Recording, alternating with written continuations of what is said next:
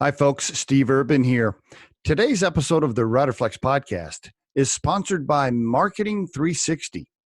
My good friend JB Kellogg and his team do such a fantastic job for us and so many other companies. Marketing 360 is the number one platform for small business, and it's everything you need to grow your business.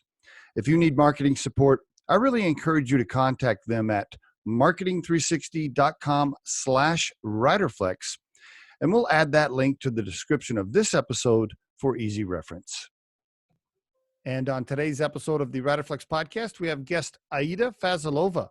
She's the founder and CEO of XOR, that's XOR.ai, modern recruiting communication with chatbots, AI, and text message automation for faster hiring. That sounds good.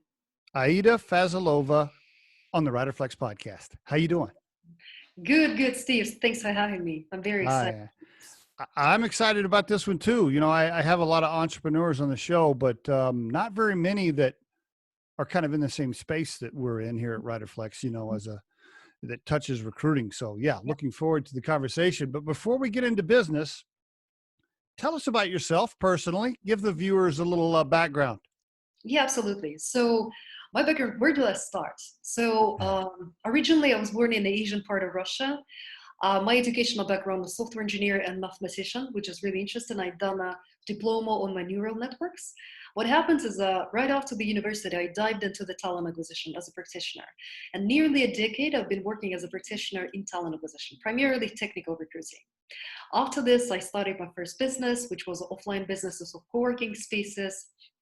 I also co-founded one of the largest online communities for data scientists and machine learning engineers called Open Data Science, which is like, you know, right now over 40,000 people in Slack, which is great. Wow. And I actually, you know, what happens is that I started XOR late 2016, and the company itself was actually born out of my personal pain. Because I used to work as a talent acquisition practitioner for a really, really long time. And I noticed just how much of my working hours, like literally 3/4 of my working day, I would spend on routine and repetitive tasks. This is why, alongside with the like media hype about the chatbots and AI and automation in 2016, I really got it together. And I was like, okay, I got this. I do know what I'm going to do as a next company. That's how it got. Sounds to me like you were a super smart tech scientist type person that got into recruiting and then started her own company. I love recruiting. Recruiting taught me everything that I know in sales, in how do I find the people, how do I build the connections, network. I mean, everything it comes thanks to recruiting. Really. So how did you get started? I mean, did you raise cash? Did you bootstrap it yourself? Can you talk to us about some of those pieces? Yeah, absolutely. So we started from European markets, primarily Eastern European first, and then we started to evolve in Western European as well as the US. In 2016, me and my co-founder joined our efforts and started to work in a company full-time. Okay. My technical co-founder is a real-life rocket scientist turned to be AI developer, really smart guy. So what we've done is that we've been bootstrapping for 9 months, trying different hypotheses, pivoting the company a little bit, pivoting the product. Once we found the right product market fit, we didn't raise any cash until 2 years after. So for the first 2 years, the company has been growing organically. So that means that we've been acquiring the customers, and this is how we were raising and growing the team, right? How are you living? How are you living, eating, and paying the bills? Were you living off your previous earnings? How were you doing that? That's right. Both me and my co-founder used to own the companies before. So what we've done is we exited from our previous companies. We have had some cash. We've been eating a lot of ramen and drinking a lot of coffee, but this is what it takes to do so. So yeah, our experience is not going to be relevant for everybody, specifically here in the States, because you can really be very lean when you're in the Eastern European, for example, countries. So yeah. But then, so 2 years of bootstrapping, I think is what you said. And then did you raise some cash after that? Mm-hmm. You did. Okay. Good. Got you. We raised $8.5 million from led by San Francisco-based venture fund called Signal Fire. Was And we've done this last year. So I saw that. I think I saw that notification on LinkedIn. Matter of fact, is that the first time? Did you raise cash for your other company that you founded, or was that the first big cash you had to raise in your career? that was the first one. I mean, What was that? Yeah, what was that like asking for $8 million? great. I mean, look, Steve, to be honest with you, fundraising is one of the easiest thing you can do as a founder of the company. Really, Literally. The, really. mo- the hardest thing is that you really need to find the product market fit. You really need to hire the most talented people to run all divisions of the business. And you really need to build out the sales machine. Those Mhm. are like, to build a successful business is hard. I mean, this is the hard part. And Really then hard. after this, if you need some cash in terms of like, expansion, or you need to scale some process, put some more money in the marketing and sales just to generate more money and more valuation, this is how you do the fundraising. Generally, my thinking behind this is that if you're doing the fundraise, you at least have to have something, you know, a list of the clients that said that they were interested, a prototype of the technology, some traction, because we've been acquiring the customers all the way during the first 2 years. Hmm. Yeah, and being in, keeping the team in Eastern Europe actually led us to be very cost efficient and very lean, which So is you were, so you were cash flow positive, and you had revenue coming in when you raised the money. that's right. Yes. Although a lot of my friends that are based out of San Francisco, they are raising the funds before they generate any money. I know, right? We have the prototype, and once they have the traction of the user growth as well as the retention. So this really depends on the product, like whether it's B2B or B2C, and the team as well as your plan. And Very good. Well, congratulations. I mean, you haven't been in business that long. So 3 years, roughly? a little bit more than that, but yeah. Congratulations. Can you tell us how big it is now? Like, can you share revenue or client size or any details? Go ahead. I really cannot share any revenue. It's off record, okay? Yeah. Yes, No, sorry. yeah. I can tell No you problem. how many customers, and then how big is the headcount of the company. I can do that. Yeah, go for it. Yeah. So we're currently serving nearly 200 companies in 15 countries, and we are about 85 to 90 employees at the moment. Wow. How about that? And wow. Hey, congratulations. Thank you. Wow. Okay. So that many employees, a little over 3 years, you raised $8 million, you bootstrapped it yourself. Man, good for you. Congrats. So Thank you. tell us about the business now. Go ahead. For people that have never heard of Zor, Yeah. just give us I know, by the way, you guys got some great YouTube videos that can tell the listeners all about it, and they can go to xor.ai, xor.ai, and there's some YouTube stuff, but in your own words, give us the speech.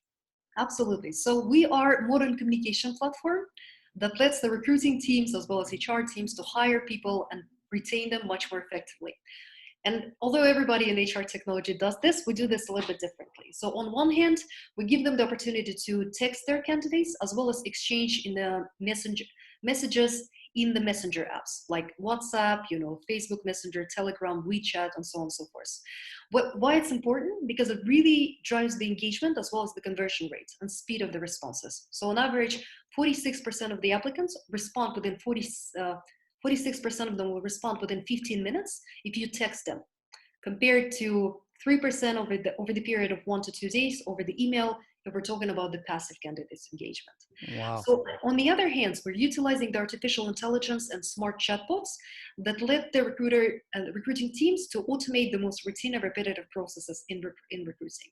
So I'm talking about the screening of the inbound applicants that apply I from know. the job site, being there 24/7 for 100% of all the applicants, giving them the immediate feedback if they're a good fit for a role after the screening part, then scheduling them for meetings, answering the frequently asked questions, but also re-engagement and reactivation of the passive candidate talent pool, as well as employee referrals. And we also do a bunch of stuff in the internal HR processes. So everything starting with the chatbot, AI-powered remote onboarding and orientation process, to pulse surveys, to internal mobility, to exit interviews.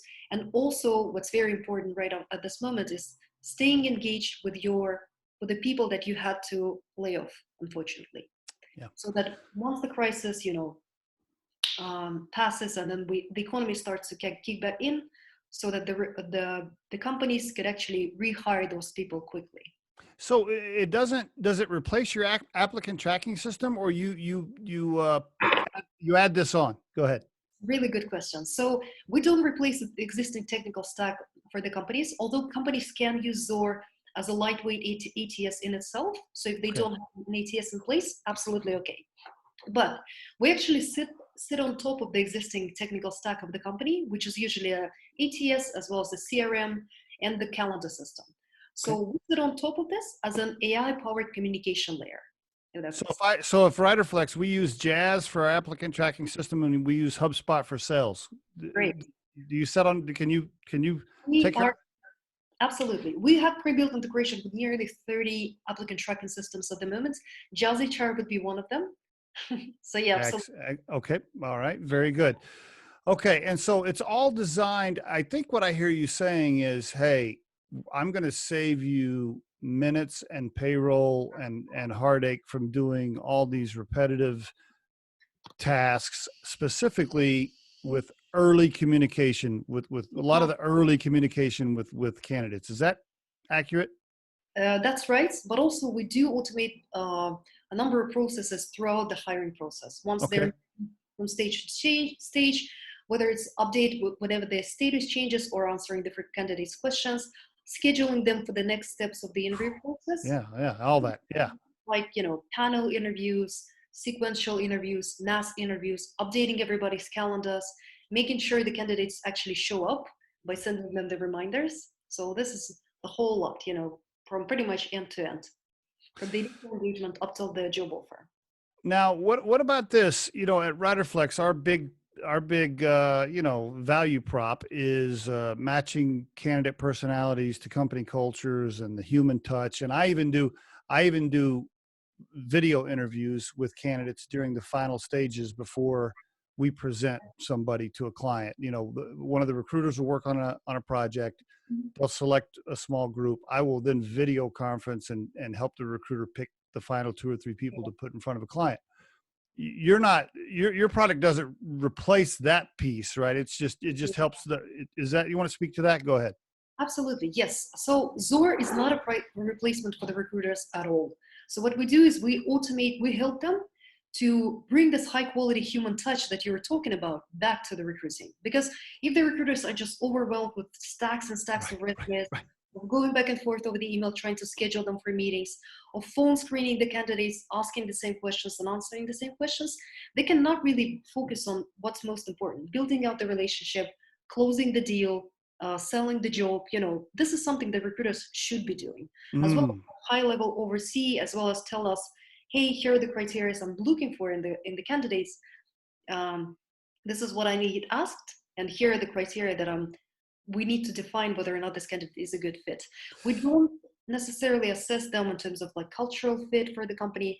We do actually have the video interviewing functionality embedded in Zor, as well as integration with like Zoom and WebEx. You mean where I can do it with the candidate? So what you can do with the candidate, you can either set up schedule a conference over the Zor, right? So that it updates everybody's like calendars, attaches your link for the Zoom.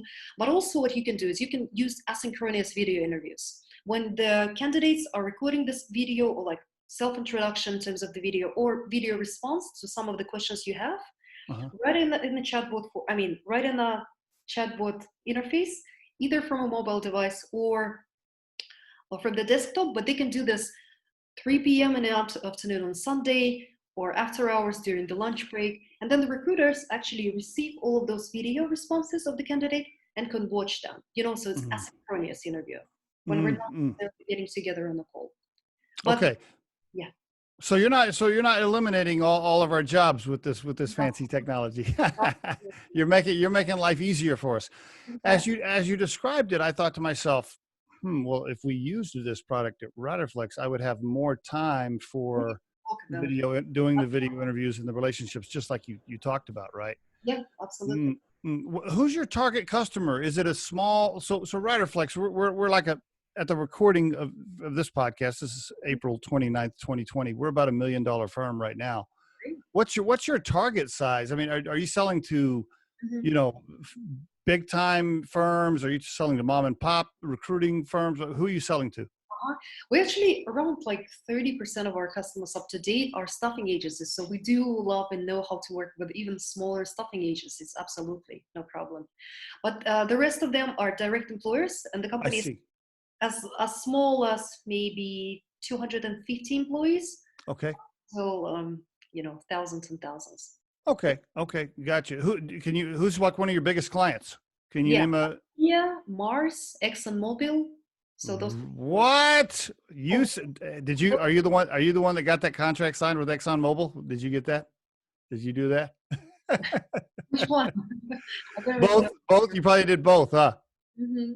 Very good. Congratulations. Wow. I mean, that was probably a home run for you. Okay. Very good.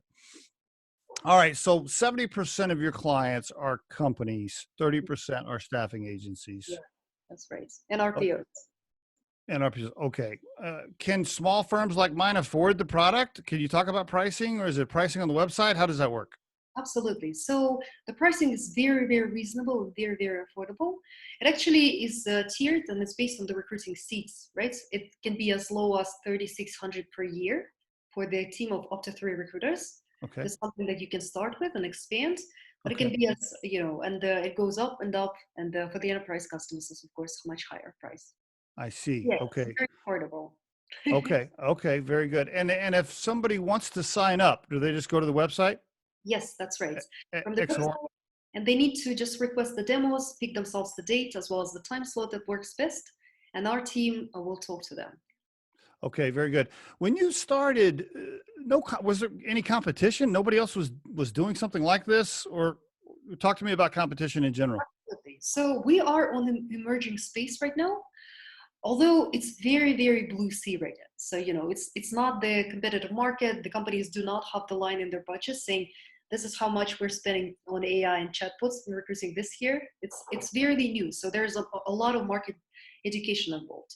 So Mm, there are companies on the market that we consider competition. Those are the companies like TextRecruit, that was acquired by iSIMS at the beginning of 2018. It's the okay. company Alio, Maya, Paradox. Those would be the largest ones. Why are you better? Uh, they offer like some really cool stuff. We're not talking about the pricing, although our pricing is much more, very reasonable compared to some of the competitors. So our functionalities, the ability to build out the chatbots on the fly, easily change them if needed, the ability to support 103 languages and be used globally with the companies, which is great. So features like video interviews, recruiting text like inbox, for example, as Gmail for texting. Uh, yeah. Okay. So Is one of your challenges now that you're off and running and you've done a great job so far, is a big challenge for you now to stay ahead of the competition and constantly introduce new stuff? Is that ooh, yeah, it's actually very interesting. As I'm saying, is that we're on a very new and emerging market space. So the penetration of the mm, entire mm, market with the technology may be very well under 10%. I see. I So the see. main competition that we're dealing with is still like, still probably not the technology yet. It's more so the people still doing those things manually, you Right. know. And Because that's, they think, but let me guess, every time you try to sell a new client, they're like, oh, we don't want robots making decisions on hiring people, right? Or something like that. yeah, that's right. But then when they see how much time it saves them as Ugh. well as their candidate happiness rating goes like exponentially up, of course, everything changes as well as, Right. You tell them, hey, I can make your candidates happier. I can make your employees happier. And oh, by the way, I can save you money and labor minutes. I mean, that's that's right. pretty, Yes. that's a pretty easy sell. Did you know you were going to be an entrepreneur or early like when you were in school? Where did that entrepreneurial bug come from? It's actually a very good question because I mean, I've read the books on business when I was in school, but not necessarily. I didn't really think that I'm going to be an entrepreneur. You didn't? No. No, but I first started my first company when I was doing the recruiting still. I was 23. There was a kind of chain of co-working spaces, right? Which started as a small bar first, and it turned into a really big club, and after this, like a chain of co-working. So I just wanted really to do something on my own, not to work for a company necessarily, although I loved recruiting, but was really seeking for like a purpose, building out the community, doing something more than just the recruiting. Uh-huh. Were Anyway, your parent, what'd your parents do? my parents, they're actually both doctors. My whole family, my parents as well as my younger sisters are all doctors. Wow. And now when you told your parents, you're like, hey, I'm going to start a company. Did they try to get you to go to med school? Did they want you to go to med school or no? They did, yeah, but I'm no, I was too good in math and physics. Were they early investors in your first company?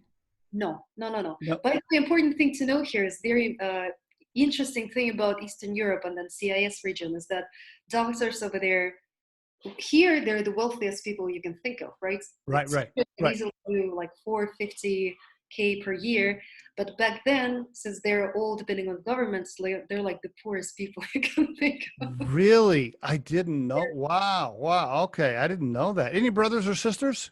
I do, yes, I do have a younger sister. She's actually a neuro surgeon. I mean, she's finishing this med school right now. Wow. Wow. So one of the sisters is a brain surgeon and the other one owns her own company and founded a company. That your parents got to be pretty damn proud, right? I mean, wow. That's pretty good.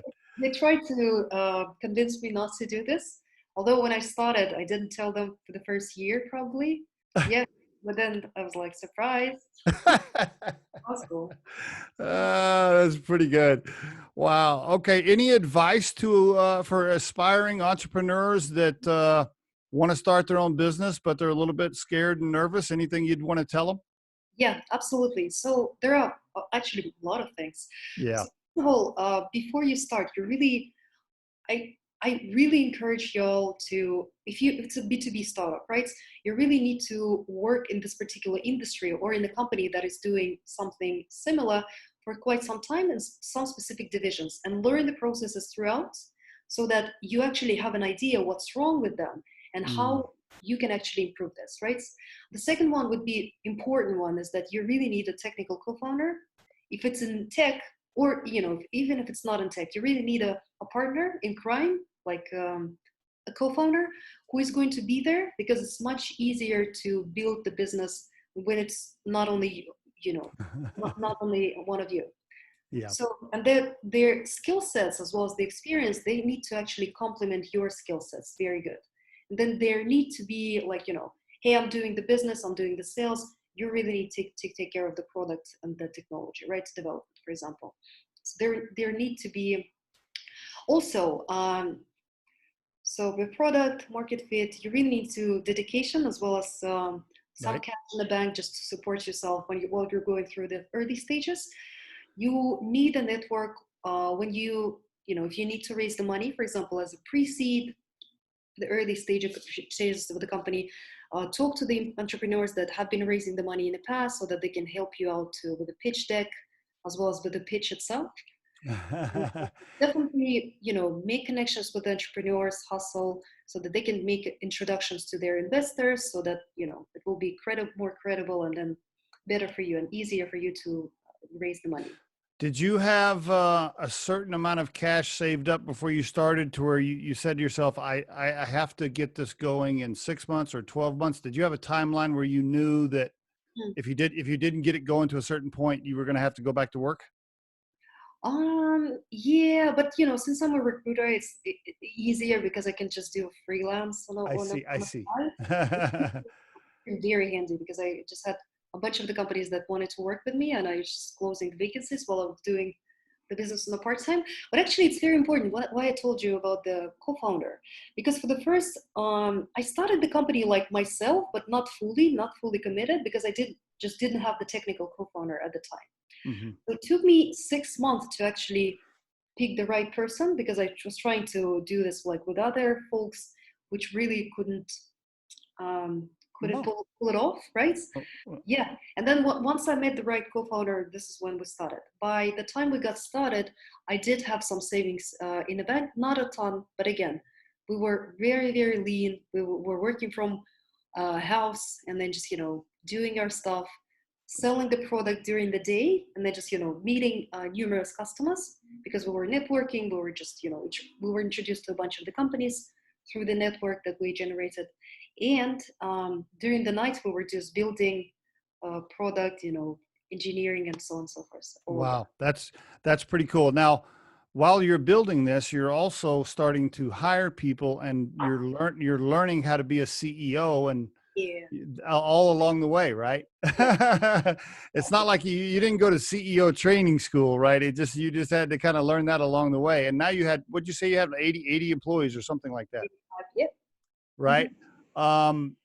What advice would you give to first time CEOs? Yep. Maybe even first time female CEOs. How about that? Yeah, absolutely. But it's not going to be that different for females or males. It's an important thing to have the right people on the right places in the company, right? Hmm. But also an important thing to know is that in a startup, if you hire a person to be your VP of sales and you're at zero revenue, so the person who will take you from zero to $1 million probably will not be the person who will take you from 1 million to 10 million, or from 10 to 15 million to 100 million. So you really need to understand that there will be the changes, and you really need to be upfront with the people that you hire. Of course, at the very early stages, the founders need to be doing the sales. Absolutely. It's like without doing the sales yourself, you will never figure it out, right? So you really need to have an experience, and then you really need to have very proven people in place, especially on the early stages, that have had those experience, preferably in the past. So you hired some people that had startup experience. Not necessarily startup. No. That have been either selling B2B product in Oh, HR I see.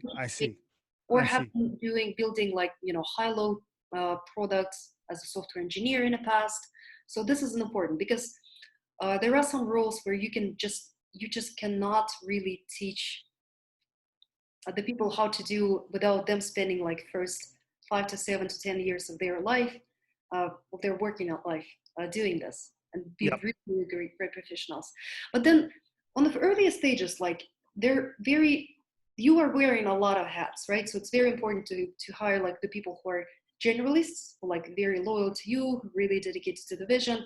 But then as you grow and you have start to have like separate marketing departments, separate sales, support, and then account management, as well as the engineering, there really need to be very people focused and professional in the things that they do. Do you like, what parts of running this company do you like the most? Do you like closing the deals and selling to ExxonMobil, or do you like managing the employees, or do you like the tech? Like, if you had to rank it, what's your favorite? What's Aida's favorite? That's actually a really good question. My favorite probably is going to be meeting the customers and the partners. Yeah. Gotcha. Yep. Management of the employees is great. I mean, we're in very close sync with them all the time. It's a lot of fun because it's my family, it's my people that I'm spending a lot of the time together, at least even Right. virtually. Right. But those would be like my favorite ones, I think, because Yeah, I guessed that. I was guessing that. Are you guys in San Francisco? yes, we are. Mm-hmm. Okay. We're headquartered here in San Francisco. Sorry to interrupt you though. No, that's okay. But we have the back office back in Moldova, which is a tiny little charming country in between Romania and Ukraine. That they have great people, great wine, and we keep the very large back office back in Moldova. I see. But you're in San Francisco because the 8 million you raised, that firm is out there? Yes, that's right. Okay. All right. Very good. Okay. And This is, oh, go ahead. yeah. Plus, this is where our core executive team as well as the sales team is based out of. So yeah. Any advice for picking the right VC to invest in your company? Any advice you would give to people that are just getting ready to raise some cash? Yeah, absolutely. So, so if there are multiple companies you're choosing between, fine. If there are like 5 VCs that are willing to give you the money and write the check, and you're picking with them, although it might not be the case. So the fundraising is something that you really need to get done as quickly as you can. So dedicate, like, let's say a month or 2 months of your life, meet as many of the people in the first weeks. And it's a funnel, right? So it's top of the funnel first, the initial meeting. The initial, though, it's going to be the pitch that you're sending to them over the email. So there will be some filtering. You're meeting them for the first time, meeting for the second time, third time, and then how many steps are needed. I think that find the people that have had an experience in your space before, as well as find the people that you really think you can work with. Whether or not they're founder friendly. If you have an option, talk to the founders that have been working with them for a while. How long did you vet them? Did you say, hey, we have to go to dinner like several times before I? No, we actually kind of hit it off right away. Did you? Because the company was really, really experienced in our space. So it was great. Very good. And then they made a proposal, like the first, and we really, really liked them. And there were some companies that really wanted to move forward, but we were like, we really want to get it done, but get it done and get it over with, and then continue the execution. This is why we didn't really choose from. And now was that a seed round, and now you're going to close the Series A, or what's next for you? That was a seed round. That's right. Series A is not quite, maybe not this particular year, but it's coming in the future. Yeah. Okay. All right. Very good. Okay, great. I want to ask you a couple more questions here. Kind of towards the back end. First of all, did you tell the listeners everything about Zora that you wanted to share? Was there anything that we left out? Because I want to ask you a couple of wrap-up questions. Anything else? I think you did a pretty good overview there. Yeah, I mean the basics. If they can just learn at Zora.ai, it would be great. Yeah. Yep, and it's XOR.ai. Yes. Looking back now on your career, by the way, you've already had a very successful career and starting a company. But if you could look back and tell, yourself at the age of 21, if you could give that person some advice coming out of school, what would you tell her? Such a great question. Wow. Probably. Oh, I would really definitely take public speech classes. That would be really, for sure. Really? Yeah. Okay. I mean, how many languages do you speak, by the way, right now? I speak 2.5. 2.5. Okay, what is that? Russian, English, and what? Romanian. A little bit of French, a little bit of German, but Romanian a little bit. Yeah. Okay. Now you don't strike me as somebody that's nervous to get up in front of people and talk, but are you just saying Not anymore? Yeah, but definitely was a thing. You look very natural now talking. I don't see you as being nervous now. How about this? What's Aida's core purpose in life? When you really think deeply, even beyond your company, beyond just work, just in general. Have you ever wake up and ask yourself why you're on this planet? Like, what's your core purpose in life overall? Mm-hmm. It's a really, really good, great question. So, that's such a great question. My God. I can think professionally right now. What is it that we want to do? But I don't really want to be like with the generic making the world a better. Right. Yeah. You don't want to. Yeah, I totally respect that. I'm so glad you said that. So many people that don't have an answer to that question, they always say, "Oh, I want to make the world a better place," or something generic. It's like, no, that's not deep enough. I'm so glad you answered that way. I think that people really should think, first of all, about being happy, about being fulfilled in their career and their personal life. This is important, right? And then everything actually comes along the right, because it really drives you, your passion, you're really passionate about the product, about the meetings that you're taking, about the people you're working with. It's great. I mean, that's really drives me. You strike me as the type of person that is really enjoying the journey, and you don't I don't vision you as somebody that said, "Oh, I'm going to start a company because I want to make millions of dollars." I think you wanted to start a company because you knew this was needed, and you're having a lot of fun doing it. And if you make money along the way, that's great too. That's how you.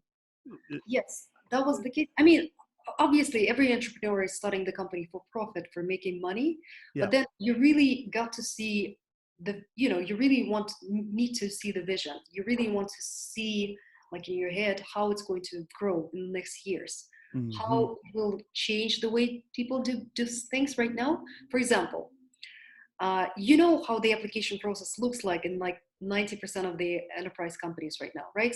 Whenever the applicant is ready to apply for a job, first thing they need to do is log in and create their accounts, fill out the 40 field long, like mobile unfriendly web application form, which a lot of people drop off on. It's crazy. Once they submit this, spending like 40 minutes to an hour, 75% of them will never hear back from the employer at all, which is crazy. I mean, if Right. you think about it, it came from the paper application, obviously, that we've been doing like 25 years ago, but still.